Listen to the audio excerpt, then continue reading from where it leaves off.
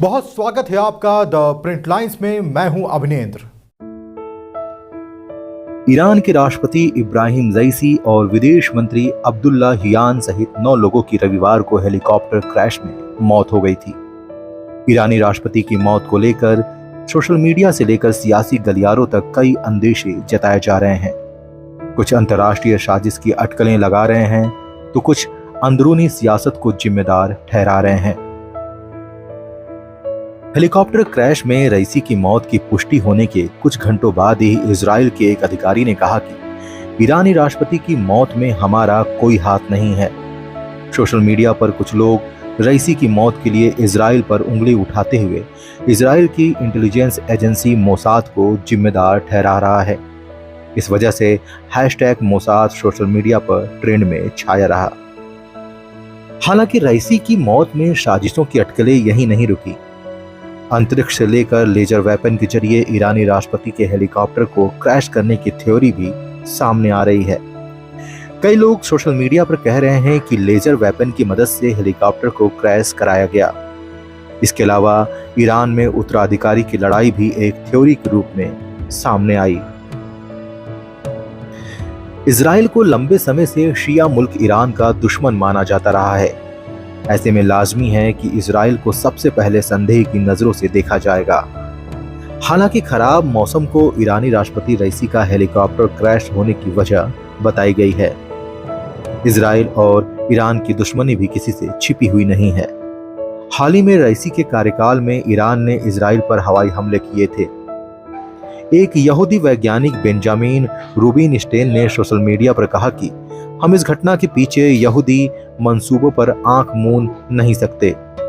इस घटना की पूरी जांच होनी चाहिए ताकि सच्चाई सभी के सामने आ सके। बता दें कि बेंजामिन खुद को यहूदी विरोधी बताते हैं।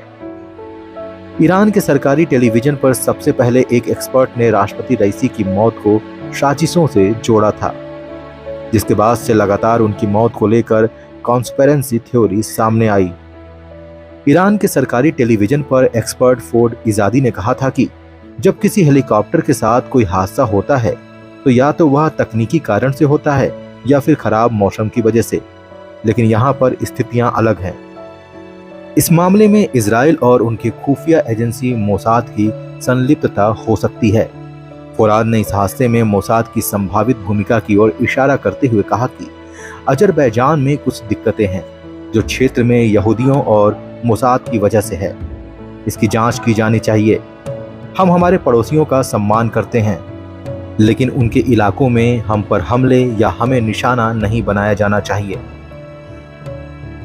सोशल मीडिया पर कुछ लोगों ने ईरानी राष्ट्रपति का हेलीकॉप्टर उड़ा रहे पायलट पर भी संदेह जताया है, जबकि कुछ लोग सवाल उठा रहे हैं कि जब राष्ट्रपति के काफिले में शामिल 2 अन्य हेलीकॉप्टर सुरक्षित लैंड हो गए थे तो रईसी के हेलीकॉप्टर के साथ ऐसा क्यों नहीं हुआ। दूसरी तरफ अभी तक ईरान ने हेलीकॉप्टर दुर्घटना को हत्या नहीं बताया है। हालांकि ईरान सरकार ने अभी तक क्रैश का कोई कारण भी नहीं दिया है। बेशक सरकारी मीडिया भारी कोहरे और बारिश को हेलीकॉप्टर क्रैश की वजह बता रही है। कुछ सोशल मीडिया यूजर्स ने हेलीकॉप्टर क्रैश के पीछे डायरेक्ट एनर्जी वेपन्स के इस्तेमाल को वजह बताया है। एक यूजर ने कहा है कि डायरेक्ट एनर्जी वेपन्स की कोई कॉन्स्पिरेसी थ्योरी नहीं है। तकनीक का इस्तेमाल पहले से होता आया है। ईरान के राष्ट्रपति के हेलीकॉप्टर पर स्पेस लेजर से हमला किया गया है। एक अन्य सोशल मीडिया यूजर्स ने लिखा है कि ईरान के राष्ट्रपति रईसी के हेलीकॉप्टर को स्पेस लेजर से निशाना बनाया गया है। कुछ पोस्ट में डायरेक्ट एनर्जी वेपन्स के इस्तेमाल की आशंका जताई गई है। ईरान के राष्ट्रपति रईसी को देश के सुप्रीम लीडर खामनेई का करीबी माना जाता था। उन्हें ही खामनेई के उत्तराधिकारी के रूप में भी देखा जा रहा था। ईरान के एक पत्रकार ने एक्स पर लिखा है कि कई कॉन्स्पिरेसी थ्योरीज में से एक ये भी है कि इस दुर्घटना में खामनेई के बेटे का हाथ हो सकता है, ताकि उनके लिए अपने पिता की जगह लेने का रास्ता आसान हो सके।